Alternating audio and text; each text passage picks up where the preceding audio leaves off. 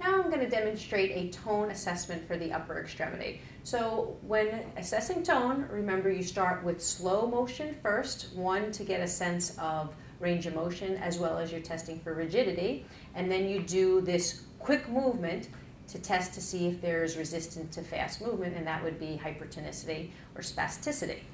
All right, so we're going to start, you start with the less impaired side first. And so I'm going to start at the wrist. Okay, so I'm just going to, Miss Jackson, I'm going to be moving your wrist up and down. So first I'm testing the range. All right, and I'm going to be testing it quickly. Okay, nothing on this side. Then good practice is to go and assess immediately the other side. You can just relax for me. This is let me earn my keep.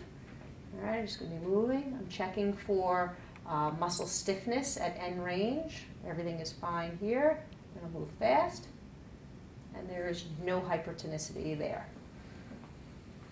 I can go back and test the elbow. All right, so relax. You're like an overcooked noodle.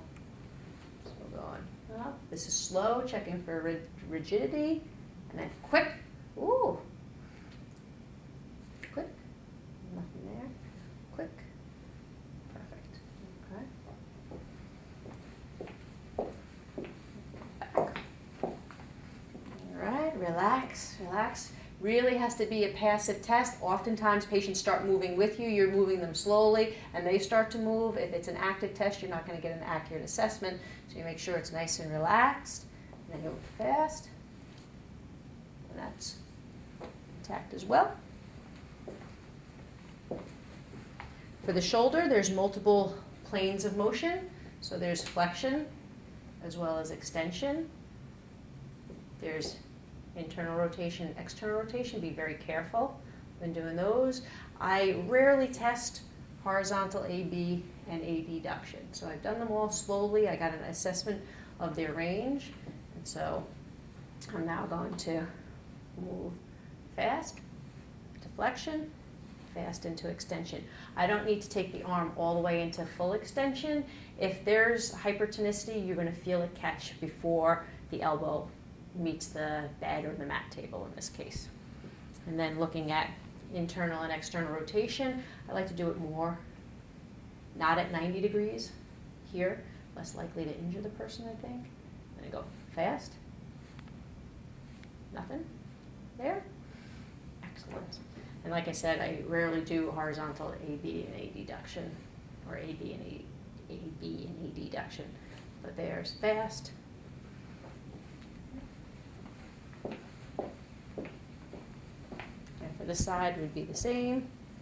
Take it through range. Yep, no rigidity. And I move her fast, both directions, fast. And just do as many as it takes for you to feel confident in your scoring. And then there's internal and external rotation. Good. Nothing. And then AB and adduction. Same thing. Now, something to get straight in your mind is that if you're moving the joint quickly into flexion, you're actually testing if there's spasticity in the extensors, all right, and vice versa.